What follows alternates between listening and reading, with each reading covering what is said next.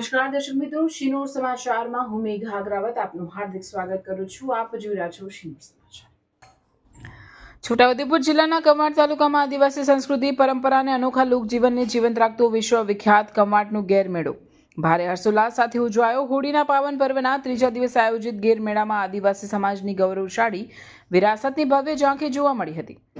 વિશ્વવિખ્યાત મેળાની ખાસ ઓળખ ગેર નૃત્ય છે. કમાડના આસપાસના ગામડાઓમાંથી આદિવાસી યુવાનો રંગબેરંગી પરંપરાગત વેશભૂષામાં સજ્જ થઈ સમગ્ર શરીર પર સફેદ ટપકા, કમરે મોટા ઘૂઘરા અને માથે મોરપીંછ ધારણ કરી પરંપરાગત લોકવાદ્યોના નાદ પર લયબદ્ધ નૃત્ય કરી સમગ્ર ગેરના મેળામાં આકર્ષણનું કેન્દ્ર બન્યા હતા.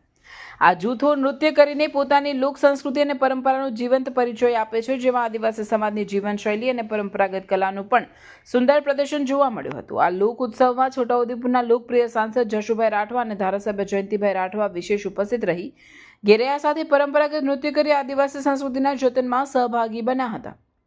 વિદેશી સહેલાણીઓ આ ઉત્સવના સાક્ષી બની આદિવાસી સંસ્કૃતિ અને જીવનશૈલીના અદ્ભુત નજારાને કેમેરામાં કેદ કર્યો હતો.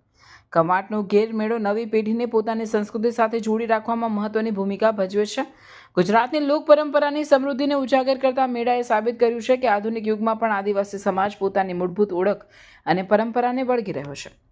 આ પરંપરાગત ગેર મેળામાં જિલ્લા કલેક્ટર ગાર્ગી જૈન, જિલ્લા વિકાસ અધિકારી સચિન કુમાર, પ્રાયોજના વહીવટદાર કલ્પેશ કુમાર શર્મા, જિલ્લા પોલીસ અધિક્ષક ઇમ્તિયાઝ શેખ, મદદનીશ કલેક્ટર મુસ્કાન ડાગર, મદદનીશ પોલીસ અધિક્ષક હર્ષ શર્મા, નિવાસી અધિક કલેક્ટર શૈલેષ ગોખલાણી સહિત વિવિધ અધિકારીઓ ઉપસ્થિત રહી પરંપરાગત ગેર મેળાને નિહાળ્યો હતો. રિપોર્ટર વિરેન્દ્રસિંહ દેસાઈ, શિનોર સમાચાર ન્યૂઝ, બોડેલી, છોટાઉદેપુર.